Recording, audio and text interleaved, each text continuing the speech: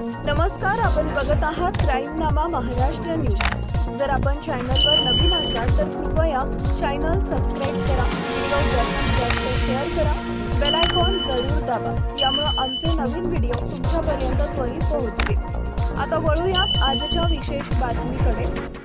ठाण्यातील विवाहित महिलेशी अमानुष कृत्य, 3 महिन्याच्या ब्लॅकमेल नंतर अखेर गुन्हा दाखल।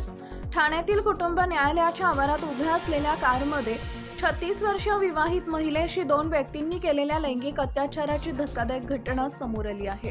या प्रकरणात हिरालाल केदार वय वर्ष 55 याला पोलिसांनी अटक केली असून त्याचा साथीदार रवी फरार आहे। त्याचा शोध घेण्यासाठी ठाणे नगर पोलीस पथकांनी शोध मोहीम सुरू केली आहे। घटनेची सविस्तर माहिती अशी की डोंबिवलीतील एका स्पा सेंटरमध्ये सदर महिला मसाज करण्याचं काम करते।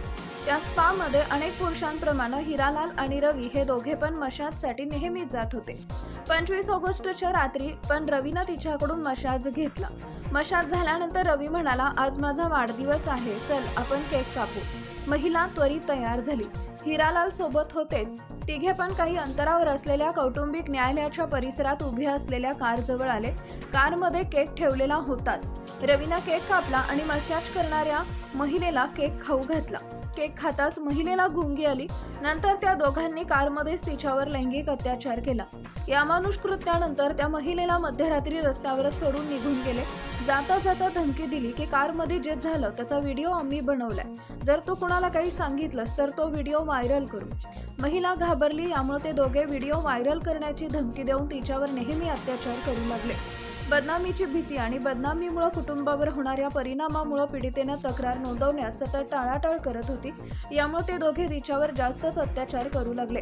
शेवटी ब्लॅकमेल आणि अत्याचाराला कंटाळून तिने हिंमत केली आणि ठाणे नगर पोलीस ठाण्यात रवी आणि हिरालाल विरुद्ध गुन्हा दाखल केला। गुन्हा दाखल झाल्यावर पोलिसांनी वेळ न घालवता हिरालाल केदार याला अटक केली। हिरालालला अटक झाल्याची कुणकुण लागताच दुसरा आरोपी रवी फरार झाला असून फरार आरोपी रवीचा शोध घेण्यासाठी पोलिसांनी विशेष पथक तयार केले आहेत। या प्रकरणामुळे न्यायालयीन परिसरातील सुरक्षेवर सुद्धा मोठे प्रश्नचिन्ह निर्माण झाले आहेत।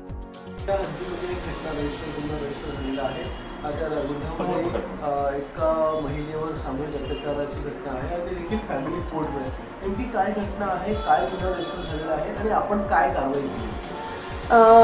फिर्यादी यांनी तक्रार दाखल करण्याकामी आल्यानंतर सांगितलेल्या घटनेप्रमाणे मागील वर्षी 25 ऑगस्ट या दिवशी त्यांच्यावर हा सामूहिक अत्याचाराची जी घटना आहे ती घडलेली आहे। त्यामध्ये 2 आरोपींचा त्यांनी नावानिशी उल्लेख केलेला आहे फिर्यादीमध्ये। त्यातील एक आरोपीला आपण अटक केलेलं आहे, दुसऱ्या आरोपीचा आपला शोध चालू आहे। नक्की काय प्रकरण घडलं होतं, तिला कशा प्रकारे त्यांनी त्या ठिकाणी बोलवण्यात आलं होतं आणि काय उद्दिष्ट होतं? म्हणजे ठरवून प्री प्लॅन म्हणजे करून केलेली कृती आहे ही।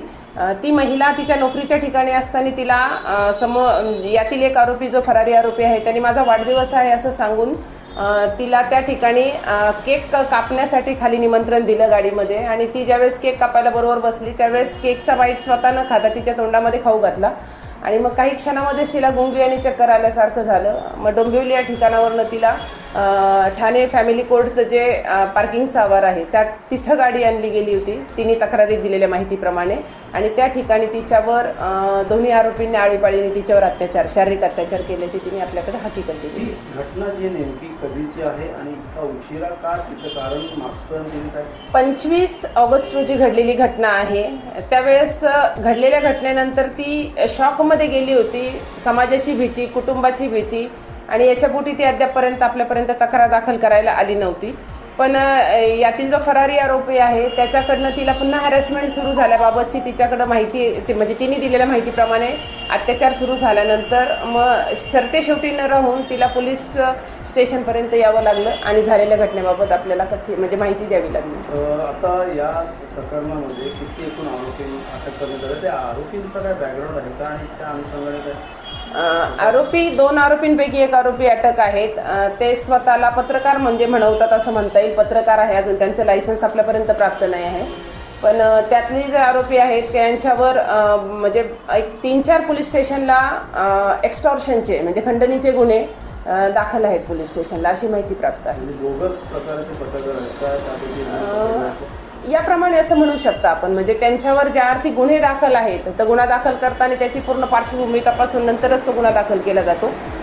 दोन्हीपैकी पत्रकारांवर खंडणीचे गुन्हे दाखल आहेत ही माहिती प्राप्त आहे. आरोपींना पकडण्यात आले का? किती आरोपी? एक आरोपी आहे तो पकडण्यात आलेला आहे. एक आरोपी जो आहे तो अद्याप फरार आहे, त्याचा शोध चालू आहे. नाव पकडण्यात आलेला आरोपी जो आहे त्यांचं नाव हिरालाल केदार आहे आणि जो फरारी आरोपी आहे त्याचं नाव रवी पवार आहे.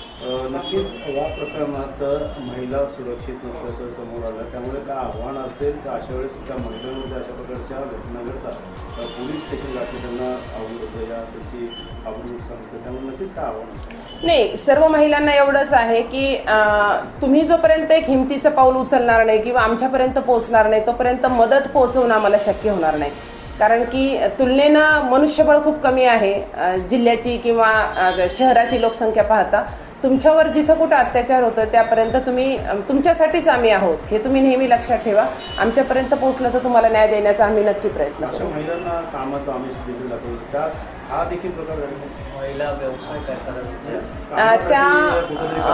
म्हणजे मसाज आपलं सेंटर होतं, मसाज सेंटर होते त्या ठिकाणी एक महिन्याच्या ह्याच्यावर असं त्यांना कामाचं स्वरूप की महिला म्हणजे जे कोणी क्लायंट असेल त्यांना मसाज प्रोव्हाइड करण्याचं कामकाज त्या करत होत्या त्या ठिकाणी. पुन्हा एकदा विनंती, कृपया चॅनल सबस्क्राईब करा, व्हिडिओ जास्तीत जास्त शेअर करा, आपले विचार कॉमेंटच्या माध्यमातून आम्हाला जरूर कळवा.